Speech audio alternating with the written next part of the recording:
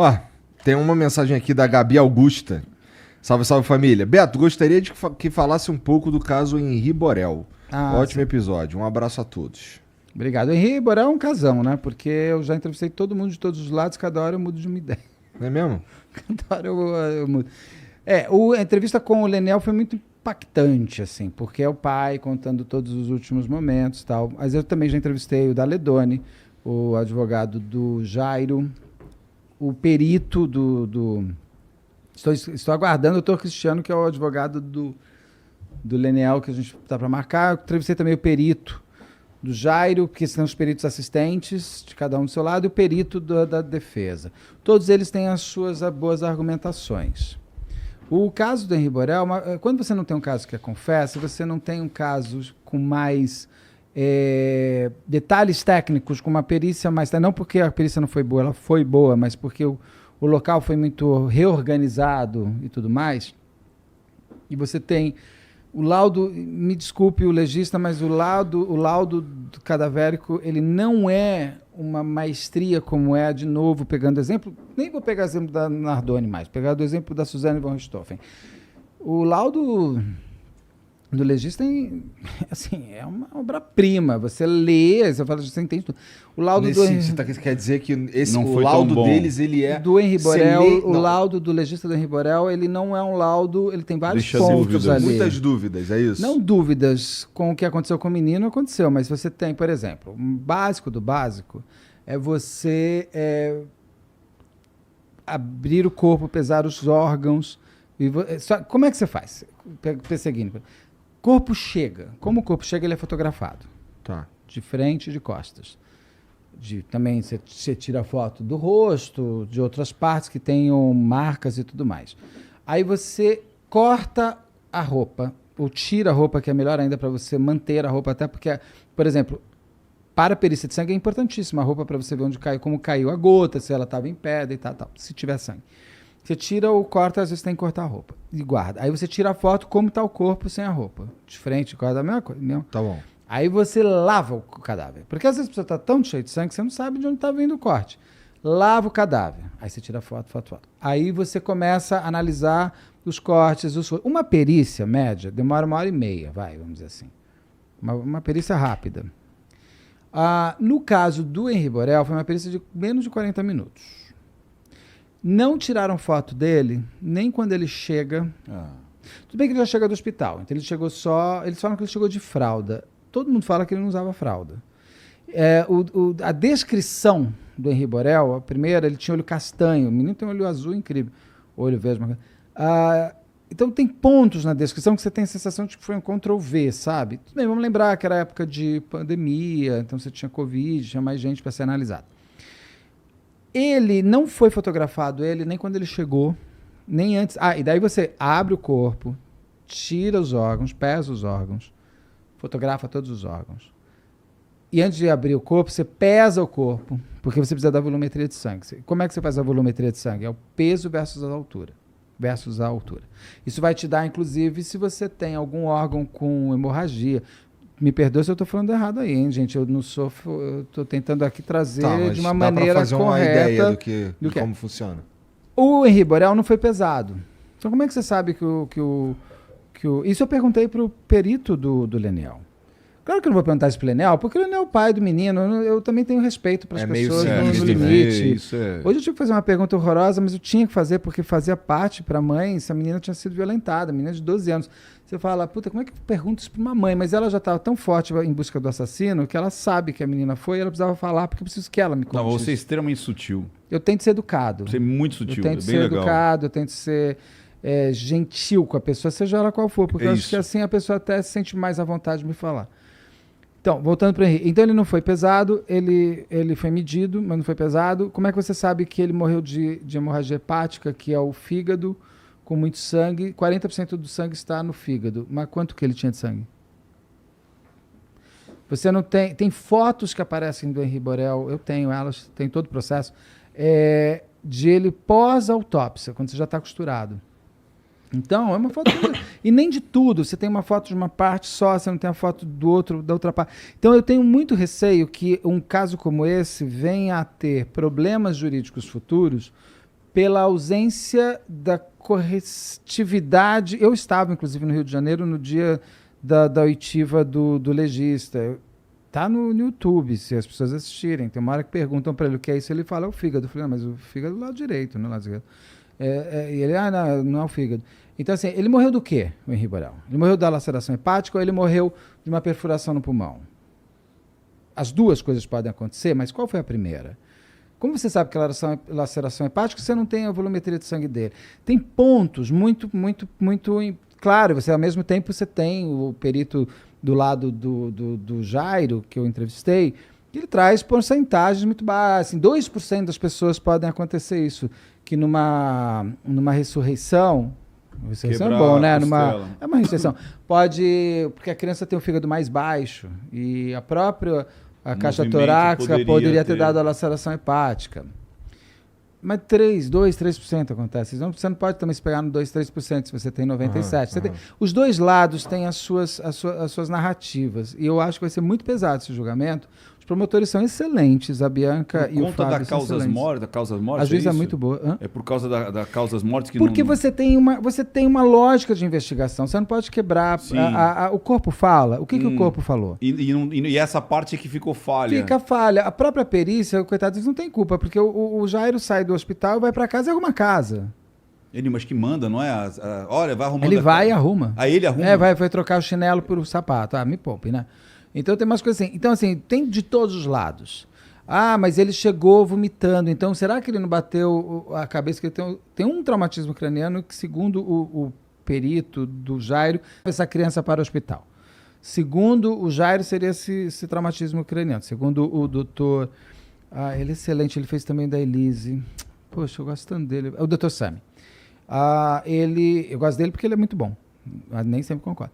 Ele teve um traumatismo craniano e esse teria sido o que leva ele para... Mas tudo bem, mas essa criança chegou com traumatismo craniano, que horas? Caiu da cama, não caiu da cama? Pode ser quando ele cai da cama, tem da cama da mãe. Mas por que ele está no quarto da mãe? E ela está no quarto escuro? Porque ele já ia dormir, a gente ficou vendo série. Série da Netflix é qual? Não lembro. A Netflix mandou, tá lá no processo. Ninguém estava assistindo série nenhuma naquela hora da Netflix. Tem da Netflix mostrando, esse login não estava logado em nada. Então, assim, o que eles estavam fazendo naquele quarto? Por que a menina estava... Por que ele não caiu no quarto dele? Ele tinha um quarto. Então, a história, ela é tão desconexa que tem pontos que, quando você começa a aprender, eu acho que, de repente, foi uma morte sem querer, você fala, não, mas peraí, tem isso aqui também assim. Então, a guerra da narrativa no julgamento vai ser muito poderosa, porque você tem, de todos os lados, pessoas muito competentes. Você tem a linha da promotoria, o doutor Fábio e a doutora Bianca, que são impecáveis. Você tem o doutor Cristiano, que é o assistente de acusação, que é o advogado do Leniel, do pai do Henri, que é muito bom. Você tem uma juíza muito boa, a doutora Elizabeth. E você tem do lado aqui, da esquerda, eu não vou falar da área da Monique, porque eu não entrevistei, eu não posso falar deles. Mas da área do Jairo, você tem o doutor Daledoni, que é uma fera. Então vai ser uma guerra de leões ali. E cada um tentando derrubar o seu. Porque você não tem uma confissão. E você não... O menino morreu de quê? Por quê? Por que aí já estão começando, tem gente que eu não suporto que façam isso também, que joguem o Leniel, o pai era omisso, o pai... Gente, a gente vive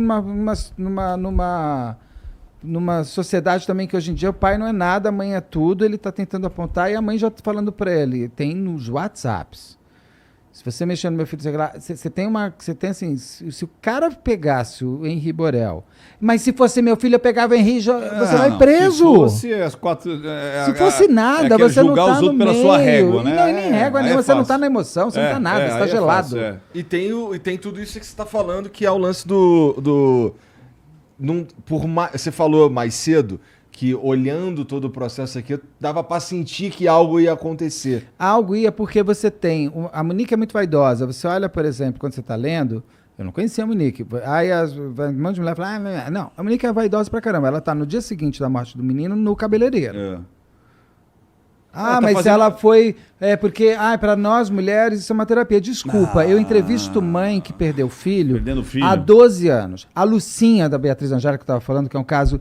que me emocionou profundamente, porque a menina foi morta dentro da escola, com 32 facadas, por um desconhecido, que poderia ter acontecido com qualquer pessoa, e os pais vivem em função... A Lucinha, que é uma mulher bonita, mas ela era uma mulher exuberante, você vê nela a dor, você vê no rosto. A mulher não tem mais nem a vaidade. Você vê ela no dia da festa da filha, ela era super vaidosa. Você vê no dia seguinte, a mulher já perdeu a vaidade inteira. Ah, mas a pessoa não pode ser vaidosa? Desculpa, não. Olha como seu filho morreu. Não, você não vai. Se o seu filho morrer... Você não vai pensar. Porque foi atropelado na rua, você já não vai. Agora, se o filho morrer dessa maneira, você não vai pensar mesmo. Então, ela tem uma vaidade exacerbada. Isso está no processo. Você tem todas as fotos da mulher.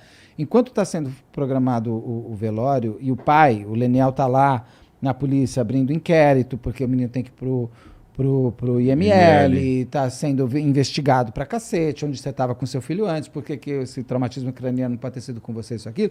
A mulher tá lá no cabeleireiro e o Jairinho ainda falou para eles, dentro do hospital antes, quando acabou, vida que passa, a gente faz outro filho. Que é isso? Vida que passa, a gente faz outro filho? A gente é quem, ô Galelau? O Jairinho vira pro Leniel, né? Fala pra ela. E ele vai em cima, ele fala isso na entrevista pra mim, ele quer ir em cima do cara. Ele fala, porque eu achei que ele ia falar pro Leniel. Não, ele fala pra ela, ele ouve meio pros dois ali. Tá. E aí no dia seguinte ela tá toda de rosa, fazendo cabelo, fazendo a mão, fazendo a unha, fazendo uma camiseta, se produzindo inteira pra chegar a gata no enterro e ser a diva do enterro. Eu sou a mãe de Henri Borel, ainda atrasou o enterro do menino? Caralho, tá tudo errado, né? Isso. O que me chamou a atenção nesse daí... Aí vai no dia seguinte pra polícia de branco, escuros. É demais a vaidade. O que me chamou muita atenção, o Beto, foram 3 pontos aí. Quando eu tava na entrevista, ele tem uma lembrança que ele não deveria ter. Qual? Que ele fala assim... Aquela pro Fantástico que ele deu? Fantástico. Acho que é Cabrini ou Fantástico? Cabrini, eu acho que é Cabrini, né? Eu acho que é Cabrini. E aí ele fala assim... porque ninguém imaginava que aquele menino ia estar com aqueles hematomas. Ele lembra do menino no chão. E eu falei, peraí, foi a hora que eu tomo um susto na análise. Como que ele já viu os hematomas? Como é que ele viu se quem encontrou foi a mãe e ele ficou no quarto? Isso, cada hora é um, né? Aí eu falei, eu falei, ele não tinha que ter essa lembrança. Porque ela mudou. Uma coisa que eu acho muito doido é que assim, a testemunha não pode mudar no Brasil, se eu não me engano, o que fala. O réu pode mudar até a última hora. Então agora ela mudou, agora ela é uma vítima de machismo. Agora começou que ela... Que o Jairinho, ele era um cara abusador, né? Um relacionamento abusivo. Tem uns WhatsApps da babá que eu li, anteriores ao crime, que ela fala pro namorado dela, ele tá de novo no quarto. Com o menino. Ele veio pra mim, agora me deu R$100 pra não falar nada. Daí eu namorada dela falando, eu queria um emprego desses. Aí eles, Então, assim, você vê que tem ali um crescente ou algo que ele está falando com o menino. Ele também podia estar no quarto brincando. E um descolamento dela também, que esse lance da vaidade me chamava muita atenção, que a maioria das fotos dela com o menino, acho que eu até falei junto, uma vez eu estava comentando, eu falei pra você falou, nossa, agora eu fiquei assustado, deixa eu abrir meu Instagram. A criança sempre atrás dela. Ela muitas vezes em primeiro plano. Sim, ela tá... Então ela vaidade, sempre ela em primeiro plano vaidosa. E o moleque atrás, muito atrás. E esse lance, que eu até falei assim, vê ele saindo da delegacia. Se você fizesse um Photoshop, tirasse eles dois e colocasse uma churrascaria atrás ou fazano, eles estavam saindo do fazano, cara. Ela tem uma foto, ela tem uma selfie na delegacia rindo. Tipo assim, cara, eles estão saindo de um lugar, parece que é bacana. Sim. Com a bolsa, com a maquiagem e tal. Eu falei, é como você falou, você tá encurujado, você tá, cara, mataram meu filho. Eu não sei quem foi, eu não sei se foi ele, mas você não tá... Não, diva. Você entendeu? O rito da mensagem ali não bate, ela tem uma selfie dentro da polícia. Dentro da delegacia. E ela justifica que é porque... era pra mostrar pra tia dela que tava tudo bem, desculpa. Toda gata de branco. Toda no rabo de cavalo. É muito sinistro, né? Mas eles podem também não ter matado. A vaidade é tão louca que você pega e faz na frente da câmera para aparecer. Como não tem a confissão, você vai pegando por esses detalhes. Por isso que eu digo, vai ser um julgamento muito forte. Principalmente da parte legal da coisa. Tu gosta de acompanhar esses julgamentos também? Eu fui só essa vez. Eu acho legal, mas ele pega muito tempo, né? E nem todos os depoimentos são interessantes. Mas eu quero ir eu quero ir da família Gonçalves, eu quero ir da menina lá, da Suzane von Richthofen do ABC, que matou pai, mãe, irmão. E ela ainda matou o irmão com a namorada, meteu no carro, pôs que é fogo. As duas namoradas? Com os amiguinhos lá, que estavam tudo no motel um mês antes, fazendo fotinho também. É uma gente que deixa rastro. Né? Eu falo, gente, sabe quanto rastro.